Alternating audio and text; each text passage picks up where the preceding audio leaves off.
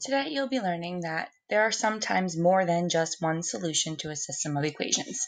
In previous lessons, you learned that when you graph two equations and they intersect at one point, that point is the solution to the system of equations and satisfies both equations. Today you're going to see that, yes, that still happens, but sometimes there are scenarios where you have a system of equations that has no solution or infinite solutions. When a system of equation has no solution, they never cross, which is formed by a pair of parallel lines. And when a system of equations has infinite solutions, it's because the lines are exactly the same and crossed all the time. So taking a look at number 1, we're going to start by graphing the equation y equals x minus 6. So on the y-axis, we're going to start at negative 6 and then count up 1 over 1, up 1 over 1 repeatedly, since the slope of the equation is 1.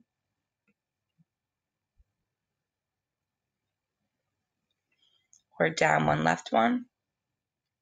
And take your straight edge and draw your line with arrows on both ends. Be sure to label the equation with the function rule.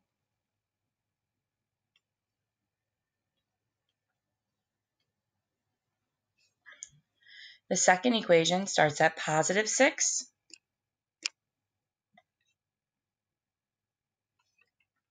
And from there we go down 3 over 1, down 3 over 1, down 3 over 1, down 3 over 1. Draw your line. And again, label it with its function rule.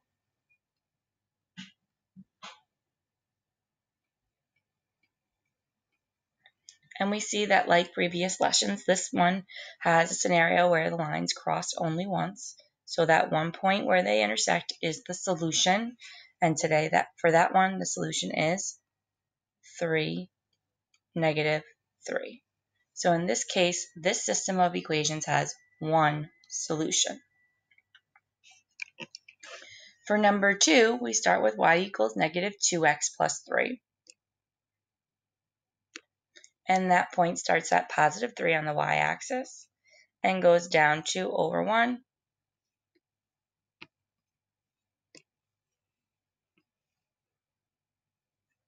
down 2 over 1, down 2 over 1, down 2 over 1 repeatedly.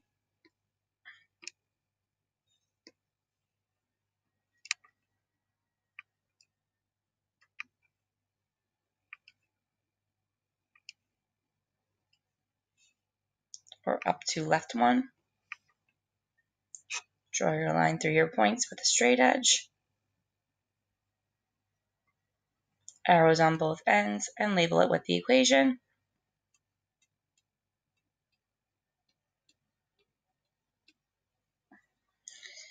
Then the second equation is y equals negative 6/3 x. In that case, there's no y-intercept, so we're starting at 0. And then we can use the slope, negative 6 over 3, to find other points on the line. So down 6 and over 3, or up 6 and left 3, gives us 3 points that we can graph.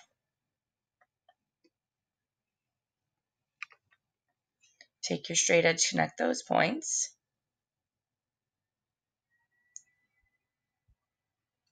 And notice that what you have results in a pair of parallel lines, which makes sense because negative 6 over 3 is equivalent to negative 2. So the two equations have exactly the same slope, and two lines that have the same slope must be parallel. So they have no solution.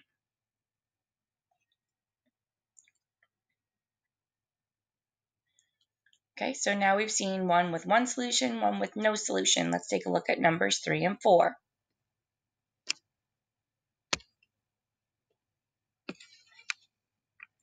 In number 3, we start with the equation y equals 4/3 x, which again has no y-intercept, so we start at 0, and we go up 4, right 3, up 4, right 3, up 4, right 3, or down 4 and left 3.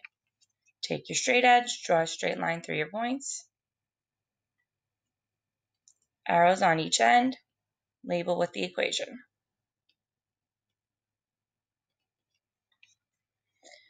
The second part starts at 11, so up 11 on the y-axis.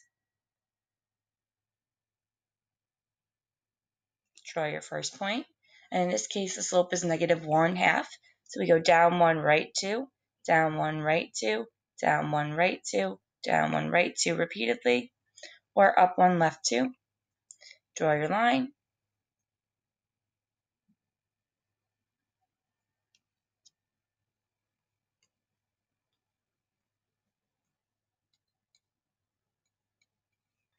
and here again we see that we have only one solution. So this equation has one solution, and that one solution is 1, 2, 3, 4, 5, 6, 6, 8.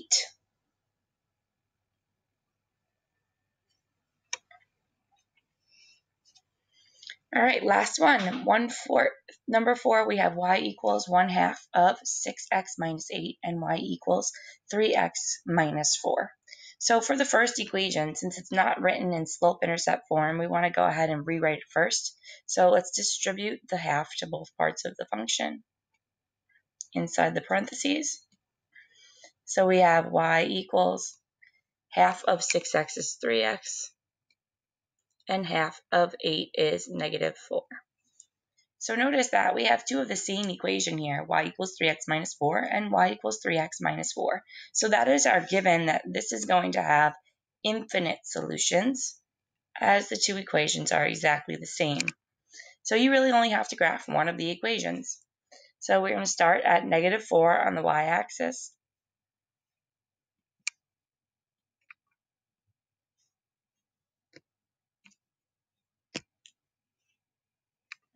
and go up 3/1,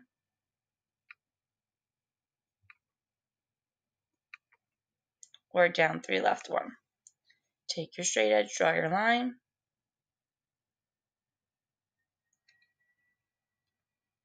arrows on both ends, and label it with the function rule.